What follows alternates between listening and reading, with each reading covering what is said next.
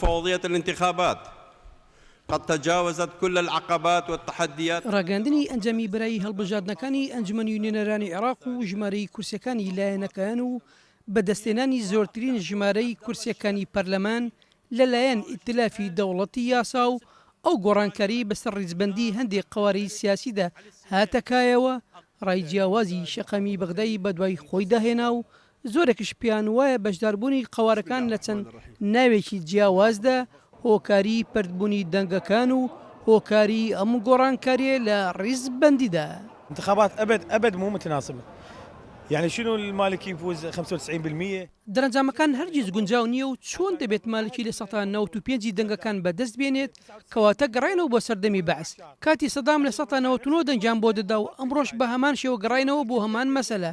هیچ ڕەوانیە کوتلەی ئەحرار 23 کورسی بەدەست بێنێت و مواتن 34 کورسی و مالکیش 95 کورسی بێنێت.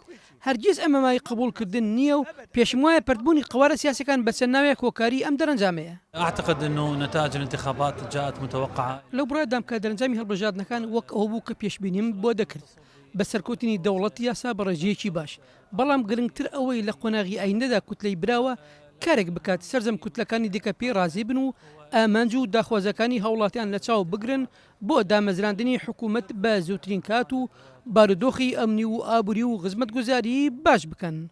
النتائج اللي موجودة داخل الانتخابات أصلا هي غير متوقعة.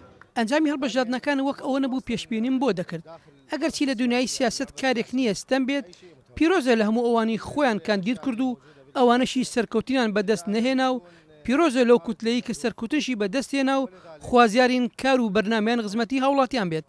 پرۆسەی دەنگدانی گشتی بۆ هەڵبژاردننی پەرلەمانی عێراق لە سینیسانی ڕابردوودا لە هەموو ناوچەکانی عێراق و بە هەرێمی کوردستانشەوە ئەنجام درا و زیاتر لە 9000 پاڵێورا و لە 107 هاوپەیمانی و لیست و قەوارە پێشبڕکیان کرد بۆ بەدەستێنانی 328 کورسی پەرلەمان و ڕێژەی بەشداریکردنش لە پرۆسەکە لە 162 بوو. لەم ڕۆژدا سەرکەوتنی پرۆسەکە هەنگاوێکی تری گرنگە لە گەشەسەندنی دیموکراسی لە عێراق. سەردار ڕەشید، کورسات نیوز، بەغدا.